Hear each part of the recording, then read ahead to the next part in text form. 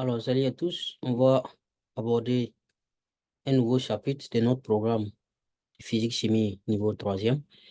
Euh, Avec cette vidéo, nous allons commencer un nouveau chapitre de la chimie. Il s'agit du chapitre numéro 4, un générateur électrochimique, la pile. OK? La même pile que vous utilisez dans vos torches ou encore dans d'autres appareils là. C'est cette pile-là, on va voir comment elle fonctionne aujourd'hui. Qu'est-ce qui se passe quand vous mettez la pile, quand la pile fonctionne, OK? Donc, la pile, c'est un générateur, mais un générateur électrochimique, parce que ce qui se passe dans la pile, là, ce sont des réactions chimiques qui se passent dans la pile, puis la pile fonctionne, tout simplement. Donc, la pile déclenchée. La pile déclenchée, pourquoi? Parce que déclenchée, là, c'est le nom de la personne qui a participé à l'invention de la pile, là. Donc, le chapitre est subdivisé à cinq, cinq points, 4 points principaux, le cinquième point étant juste des exercices. Donc, voici les points qui seront couverts dans ce chapitre et on va essayer aujourd'hui de toucher à tous les points. OK? Voilà. Donc, premier point, la constitution d'une pile déclenchée. Dans la pile, là, il y a quoi et quoi et quoi et quoi dans la pile, dans une pile. OK? C'est ça la première partie. Donc, constitution d'une pile déclenchée. Vous voyez la pile, je suis sûr que tout le monde, presque tout le monde quand même connaît quand on dit une pile. OK? Voici un exemple. Une pile. Vous avez déjà vu ça dans les lampes torches ou dans les radios, postes radio ou peu importe. euh,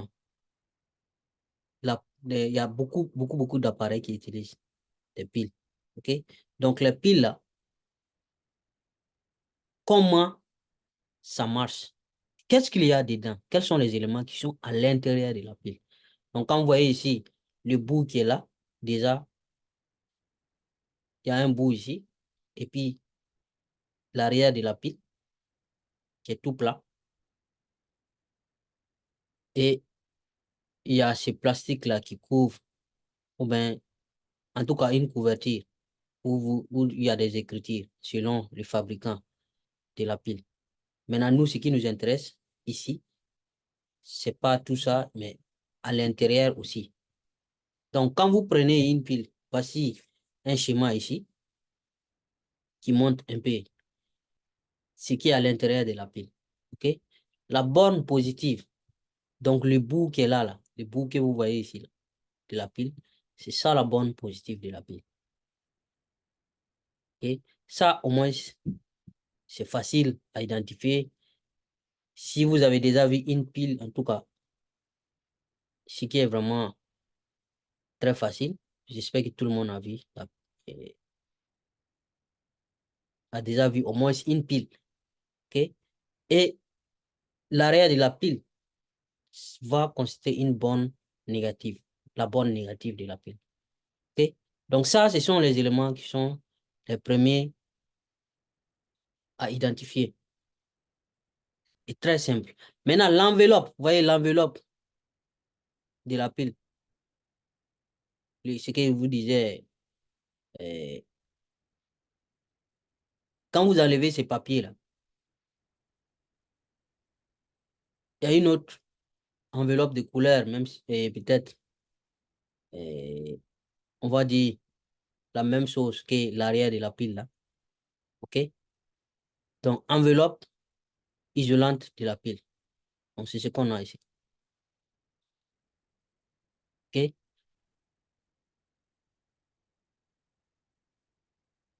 Après, qu'est-ce qu'on peut avoir? Juste, si vous enlevez ce qui est en haut là, OK? Vous allez avoir un isolant.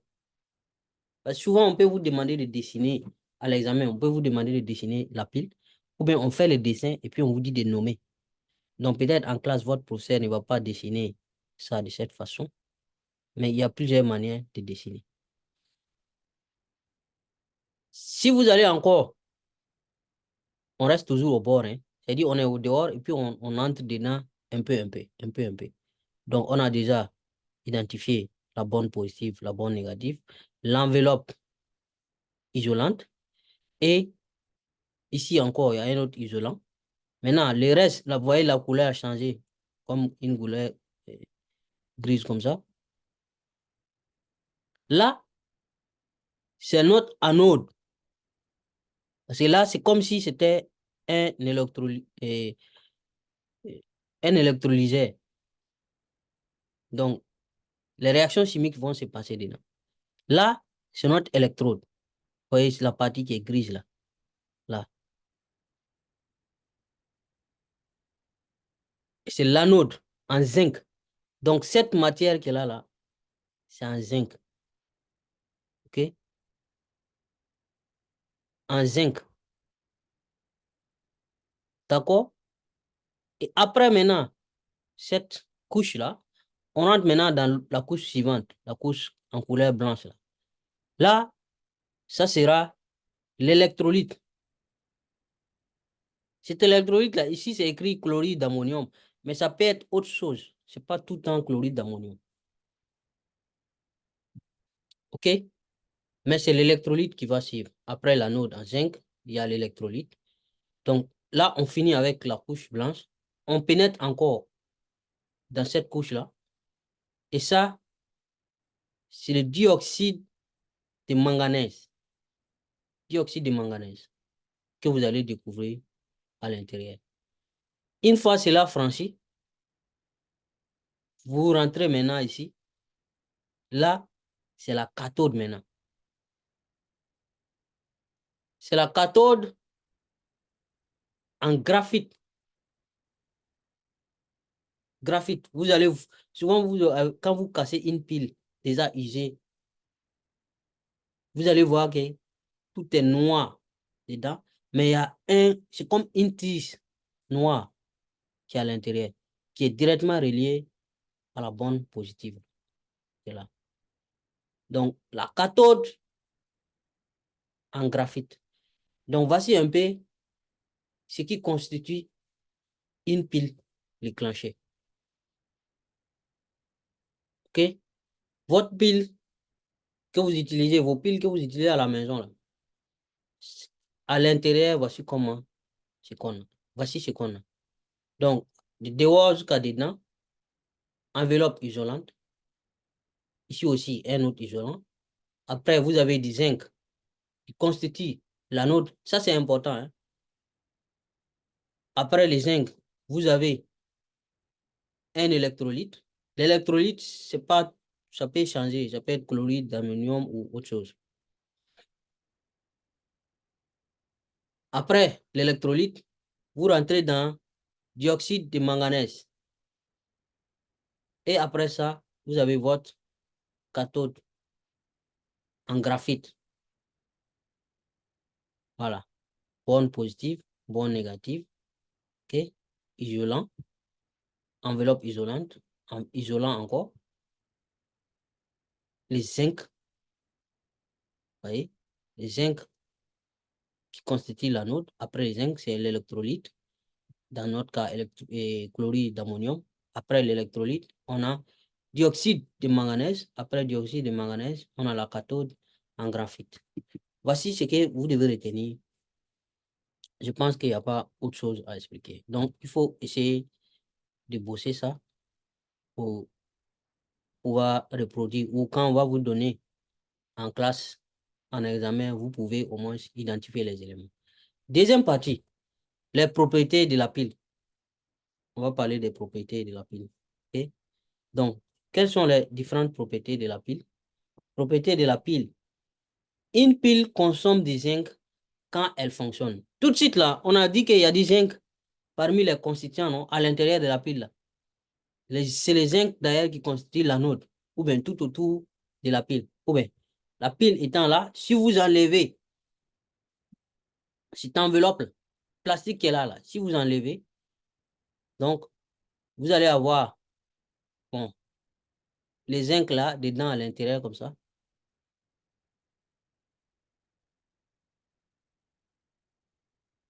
OK? La couleur, la partie en couleur grise là, on a déjà dit, hein, anode en zinc. C'est ça qui constitue l'anode.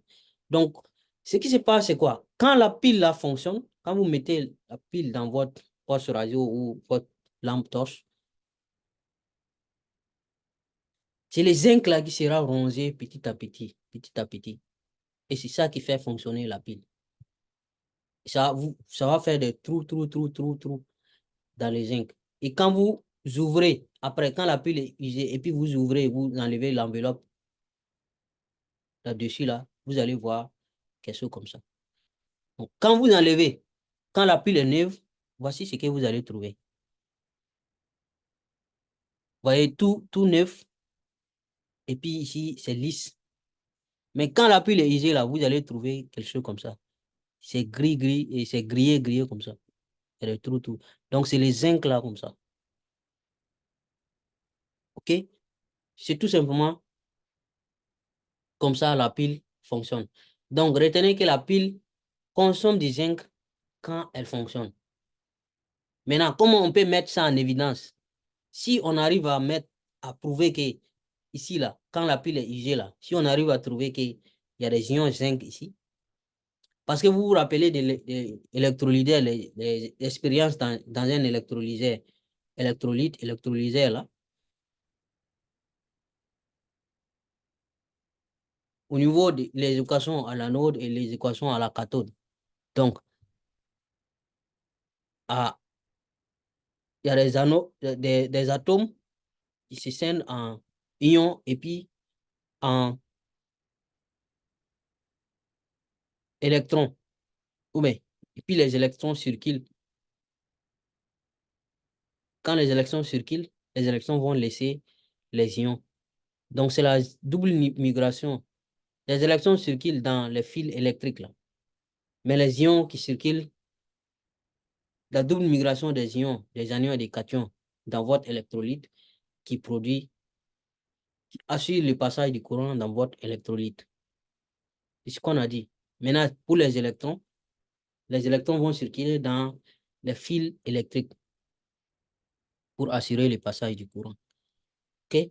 Donc, tout ce qu'on vous demande ici dans cette partie-là, c'est qu'est-ce qui se passe quand la pile fonctionne. Et quand la pile fonctionne, on vous dit qu'elle consomme du zinc. Donc, quand vous ouvrez une pile usée, vous allez voir quelque chose comme ça, des trous comme ça. OK? Donc, on va faire donc, en troisième partie, expérience et interprétation de la disparition du zinc. On vous a montré tout de suite, non? Une pile qui est usée là, il y a des trous, le zinc a disparu. Le zinc là est parti où? Comment ça se passe? Comment vous expliquez ça? Donc, c'est ça, on va faire expérience et interprétation pour voir qu'est-ce qui se passe. OK? En troisième partie, expérience et interprétation de la disparition du zinc. Donc, cette partie-là, cette pile usée qu'on a ouvert, on trouve ça comme ça. Qu'est-ce qui prouve qu'ici, là, il y a des trous? Alors que quand la pile était neuve, là, c'était tout lisse, c'était collé comme ça. OK? Donc, on va faire expérience. Notre expérience, là, on va prendre les fragments des piles usées, ça, là, les petits morceaux, là. Mais si c'est déjà pourri, on peut enlever là-bas quelques morceaux. OK?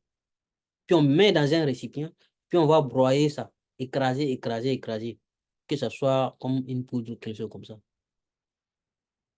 OK? Une fois que vous faites ça, vous ajoutez un peu d'eau dans le récipient. OK? Après cela, vous faites un filtre, vous filtrez. Et pour enlever les gros morceaux là. Comme quand vous filtrez votre jambe comme là.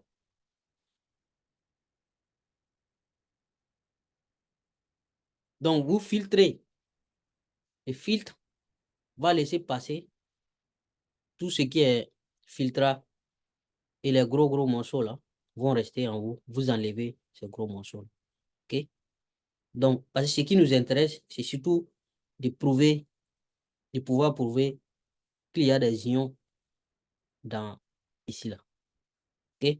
Une fois que vous avez fait ça, vous avez filtré le liquide obtenu. On obtient donc une solution limpide, incolore, sans couleur. C'est ce qu'on va obtenir. Maintenant, dans cette solution limpide, incolore, là, voici comment ça se passe. Mise en évidence des ions zinc. On va mettre quelque chose pour prouver qu'il y a des ions zinc dedans. Donc, vous voyez comment on filtre. Vous filtrez, vous mettez, vous voyez l'entonnoir, filtrez, et vous obtenez une solution. D'abord, c'est les fragments là. Fragments de piles usées plus l'eau. Ça, c'est ce qu'on a dit ici. Étape. Cette étape-là et cette étape. Ces fragments de piles usées, les morceaux usés ici là, plus de l'eau. Et puis on broie, on remue bien. Puis on met ici pour filtrer maintenant. Quand vous avez filtré, vous allez obtenir une solution limpide. Voilà. C'est cette solution qui est là. OK? Ça, c'est la première étape. Après avoir fait ça, maintenant, on verse un peu de soude. On va mettre de la soude dans cette solution limpide. Donc, si on met de la soude, on obtient un précipité blanc d'hydroxyde de zinc qui met en évidence la présence des ions zinc. Donc, voici ce qu'on va faire. Cette solution limpide qu'on a obtenue là, on la place ici, et puis on ajoute un peu de la soude dedans, dans notre burette là, en utilisant une pipette ou quelque chose comme ça. On laisse tomber quelques gouttes de soude dedans, ok, dans cette solution limpide là. Vous voyez, solution limpide, solution limpide. C'est le même récipient qu'on a filtré ici là, qui est là. Donc, si on met de la soude, on va obtenir un précipité blanc. Et ce précipité blanc-là, c'est ce qui met en évidence, ce qui prouve qu'il y a des ions zinc dans notre récipient. OK? Vous rappelez qu'on a dit, quand il s'agit des ions cuivre, si vous mettez de la soude, vous allez obtenir un précipité bleu. OK? Si c'est ion ferré, c'est précipité vert. Maintenant, quand c'est du zinc là, le précipité sera blanc. Blanchâtre, si vous voulez, blanc. Donc ça prouve que, donc quand la pile là fonctionne là, les atomes de zinc là sont transformés en des ions zinc en libérant les électrons. Et ce sont les électrons là qui vont circuler dans les fils là ou dans les choses pour alimenter votre lampe ou comme ça.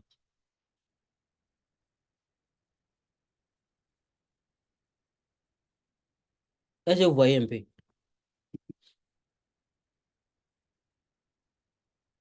Donc, interprétation en petit b. Quand la pile déclenchée fonctionne là, l'atome de zinc se transforme en ion zinc, Zn2+, avec des électrons. Donc, c'est ce que je disais tout de suite. Et voici l'équation. Zn, ça c'est zinc, donne Zn2+, plus des électrons moins. Il faut mettre moins ici. OK? Je n'ai pas mis, mais vous pouvez mettre. Des électrons qui seront donc libérés par chaque atome. Donc, voici ce qui se passe quand la pile là, elle fonctionne. OK? Voilà. Il n'y a pas grand-chose. Hein? Il faut juste... Attends, je vais ajouter... Si vous voulez, vous pouvez ajouter des électrons moins ici.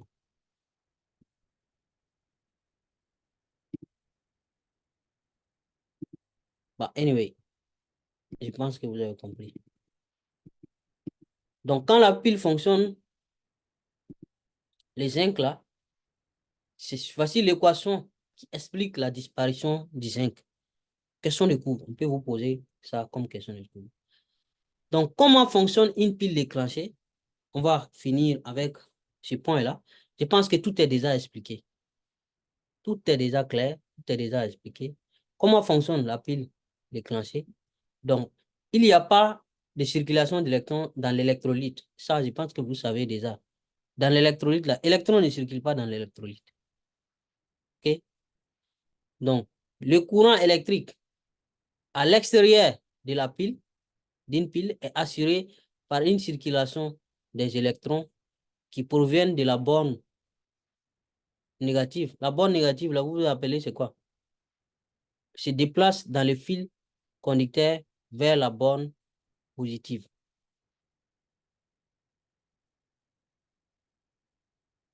Donc, circulation des électrons qui proviennent de la borne négative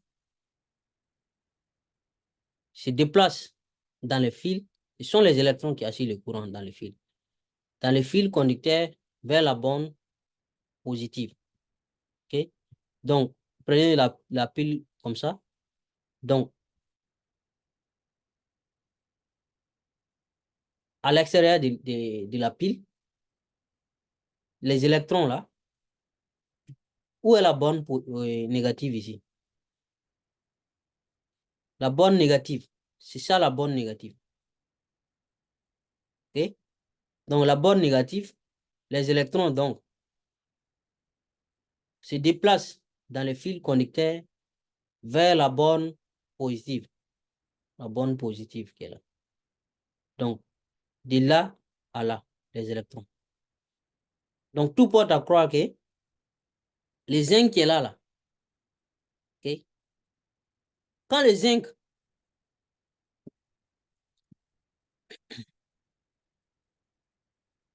va se scinder en D, on a dit, les atomes là donnent des électrons, non? Donc, un atome de zinc va se transformer en ion zinc et laisser des électrons.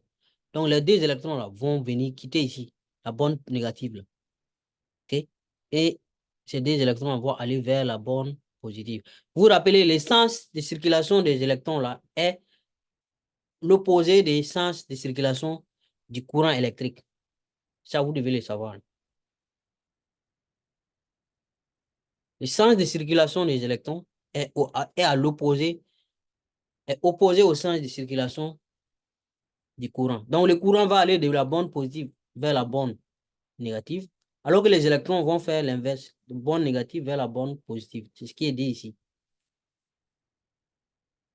Les électrons qui proviennent de la borne négative. En réalité, les électrons qui proviennent de la borne négative, ici, là, c'est des électrons qui proviennent du zinc. Le zinc qui est ici autour, là, qui est rongé, là. Donc, le noyau du zinc, l'atome du zinc sera transformé en ion zinc et deux électrons. Les deux électrons vont prendre leur route dans le fil et les ions, là, vont peut-être aller vers la cathode ou quelque part. Parce que les ions les ions là seront positifs. Comme les ions sont positifs, et la cathode est censée être attirée, ce qui est positif, non? Donc, c'est comme ça, la pile là, elle fonctionne. Voici un peu ce que j'expliquais. Donc, les électrons là, attention, les flèches ici là, c'est le sens des électrons, hein. C'est pas le sens du courant. Donc, courant là, c'est l'opposé que le courant va faire. La borne positive et la borne négative. On vous a expliqué ça, je pense. Le courant, le sens du courant est opposé au sens des électrons. OK? Donc, ici, nous avons notre isolant qui est en haut ici. Ça, c'est capsule de laiton. Cette capsule, la borne positive, là, capsule de laiton. Donc, je pense que souvent, il y a d'autres professeurs qui vont vous dire ça. Capsule de laiton. OK? Bâton de graphite. Donc, ça, c'est le graphite. Cathode. Le dioxyde de manganèse. OK? L'électrolyte qui est là. OK? Le zinc. OK? Carton ou même plastique. Donc, la borne négative, là, va récupérer les électrons libérés par les zinc et puis va faire circuler ça dans le fil électrique de la borne négative vers la borne positive. Donc, retenez que souvent, en classe, on va vous dire que ces capuchons-là, la borne positive, là, capsule de laiton. OK? Ici, on a juste dit borne positive. Capsule de laiton.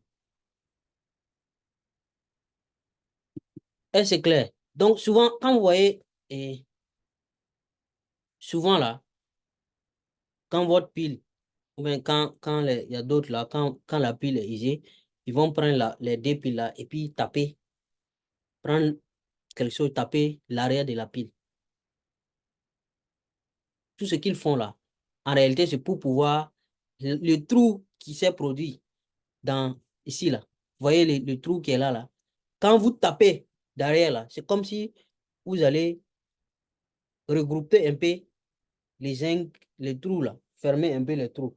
Et puis ils mettent dans la torche et puis la pile marche encore. Ok, quand la pile est usée, votre lampe torche ne donne pas très bien. Vous prenez les piles là, vous tapez, vous utilisez les lignes et puis pour taper l'arrière de l'autre. Tapez, tapez, tapez, tapez. Et quand vous tapez là, en réalité, ce qui se passe à l'intérieur, ce trou-là, c'est-à-dire les zincs là va se rapprocher, rapprocher, rapprocher. Ça va se coller un peu encore. Et puis vous allez pouvoir avoir un peu d'éclairage. La pile là va pouvoir fonctionner un peu.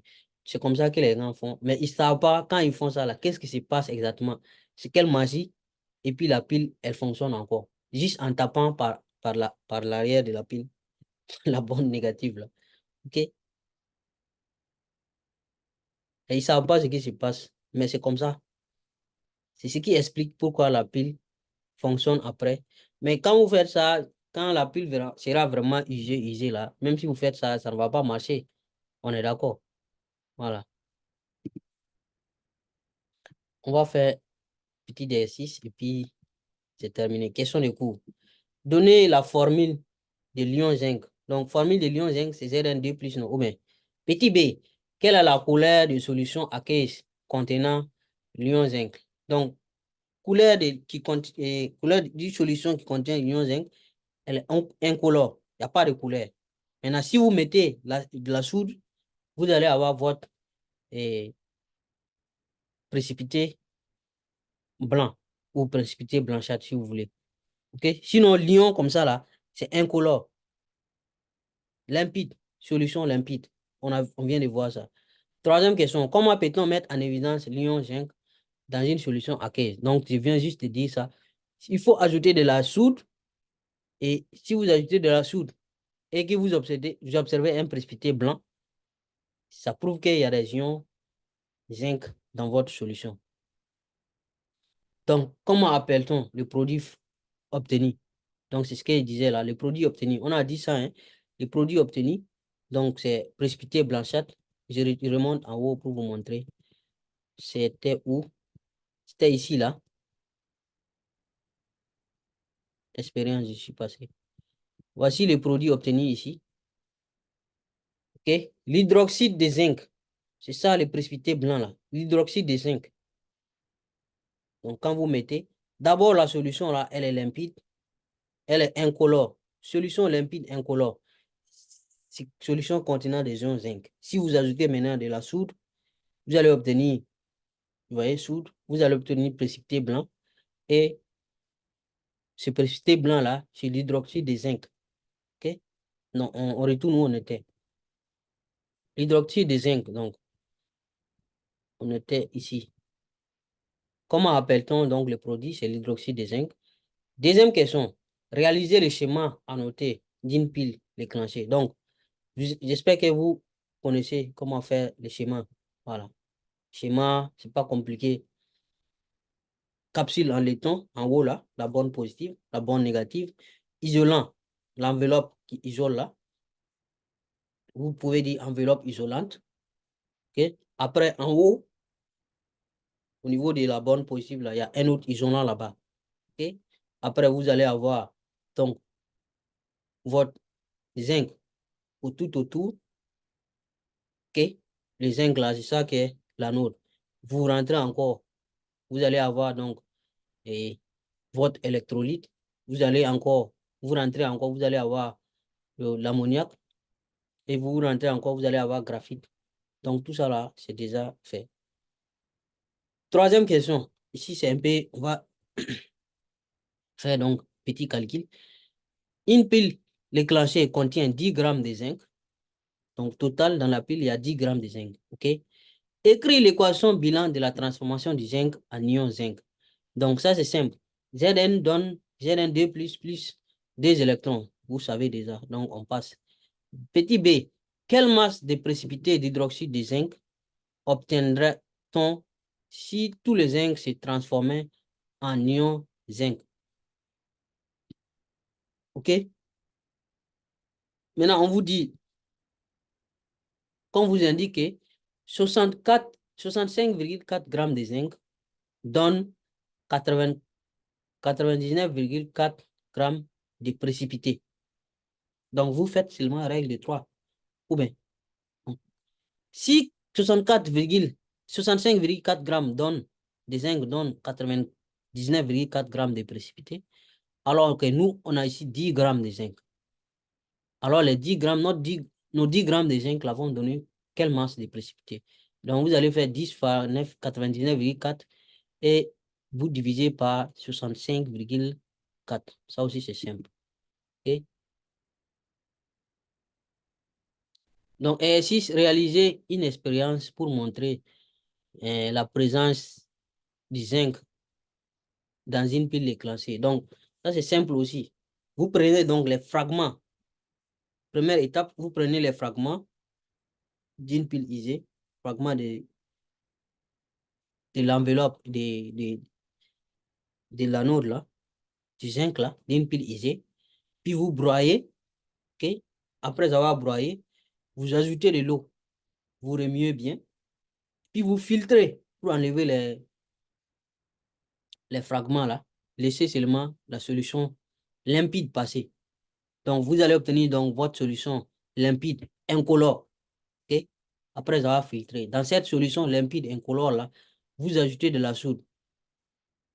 Donc, si vous ajoutez de la soude, il y aura un précipité blanc qui va se former, le précipité blanc d'hydroxyde de zinc. Donc, ce précipité blanc-là prouve la présence des ions zinc. Vous pouvez faire un schéma. OK?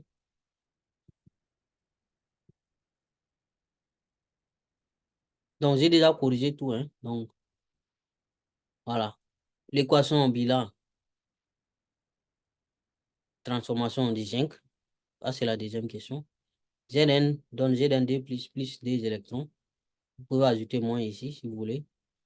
B, en masse, donc c'est ce qu'il disait, 65,4 grammes de zinc donne 99,4 grammes de précipité. Les 10 grammes de zinc là vont donner combien? Quelle masse? Donc, si vous faites, vous allez trouver 15,19. Faites 10 fois 99,4 divisé par 65,4. Voilà. Donc, je pense que c'est bon. Expérience montrant la présence des ions zinc là. Si je retourne un peu, ce qu'on avait fait, c'était quoi? C'est là, hein? L'expérience. Donc, je ne sais pas en classe comment votre professeur a dessiné ça. Voilà. Ici, je n'ai pas vraiment pris le temps pour bien dessiner, mais c'est à peu près ça. OK? Vous prenez les fragments, vous mélangez fragment plus eau, fragment de pile isée plus eau. OK? Et vous filtrez. Quand vous filtrez, vous allez obtenir une solution limpide. Dans cette solution limpide-là, vous ajoutez de la soude. Et dans la soude, une fois ajoutée, si vous obtenez un précipité blanc d'hydroxyde de zinc, ça prouve qu'il y a du zinc. Ça prouve qu'il y a des ions zinc dans votre solution là. Et s'il y a des ions zinc, c'est qu'il y avait du zinc. C'est le zinc qui s'est donc transformé en ion zinc en libérant des électrons. Et les électrons vont circuler dans les fils et ça va vous donner votre courant. Ça va vous permettre d'allumer votre lampe torche. OK? Voilà. Donc, je pense que on a fait l'essentiel pour ce chapitre. C'est la fin du chapitre. Il faut trouver des exercices. Vous allez vous exercer. Vous exercer. Voilà. Mais on va arrêter là. Merci beaucoup et à la prochaine. Merci bien.